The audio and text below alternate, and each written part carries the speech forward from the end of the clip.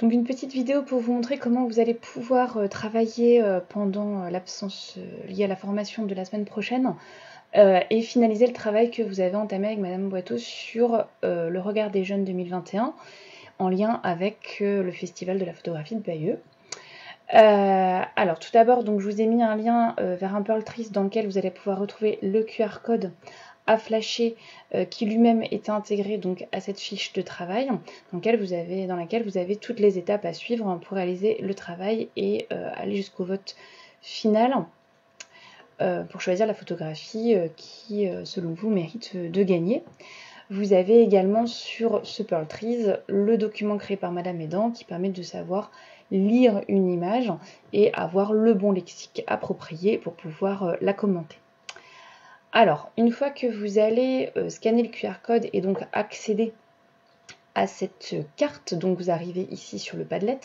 Donc je vous montre rapidement, imaginons que vous choisissez la première image du prix dans la sélection qui a été faite pour les jeunes de 15 ans.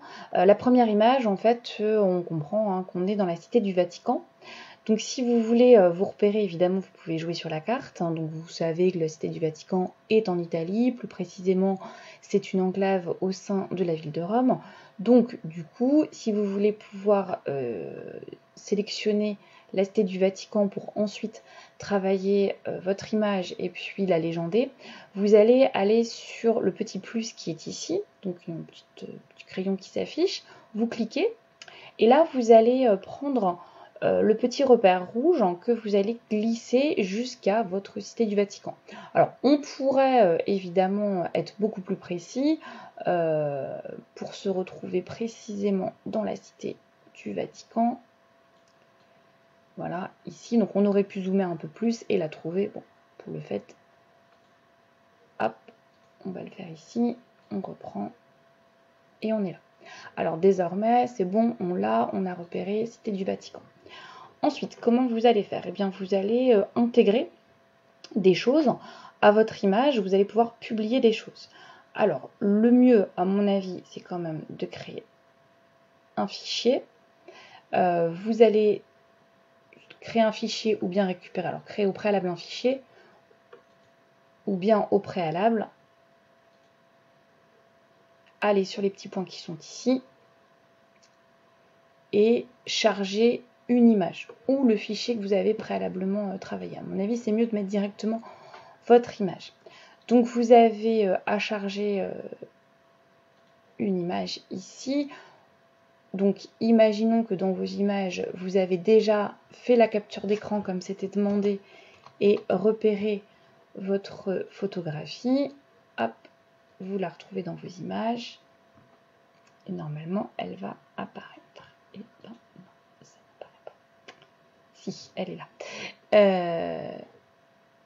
Donc vous l'avez ici et vous pouvez donc publier. Après, vous pouvez continuer et modifier la publication, c'est-à-dire que vous allez pouvoir ici rajouter un certain nombre de choses. Donc vous allez pouvoir écrire ce que vous voulez dire, donc photographie prise par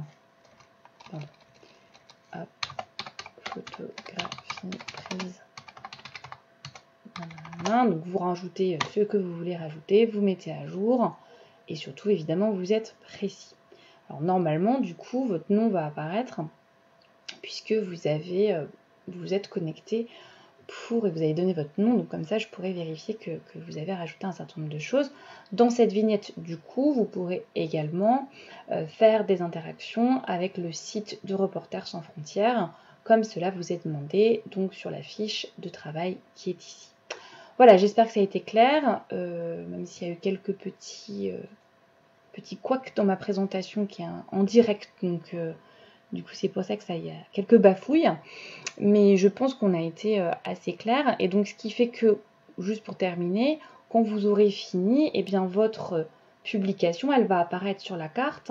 Si vos camarades, eux, ont pris des images qui proviennent par exemple des incendies qui ont eu lieu en Australie ou bien de choses qui se sont passées ailleurs sur la planète, eh bien on verra sur la carte interactive un certain nombre de choses arriver. Donc faites surtout très attention de réaliser votre travail, le faire le plus consciencieusement possible, de voter bien sûr, et de faire attention et d'aller regarder les publications des autres. Voilà. Bien, j'espère que c'est clair, et si vous avez le moindre souci, vous n'hésitez pas à communiquer via Pronote ou le NT, puisque désormais la messagerie fonctionne sur le NT, pour poser des petites questions si besoin. La semaine prochaine, pendant l'absence, malgré le fait que je sois présente au collège, on n'est pas sûr de pouvoir se voir. Voilà, et bien bon courage.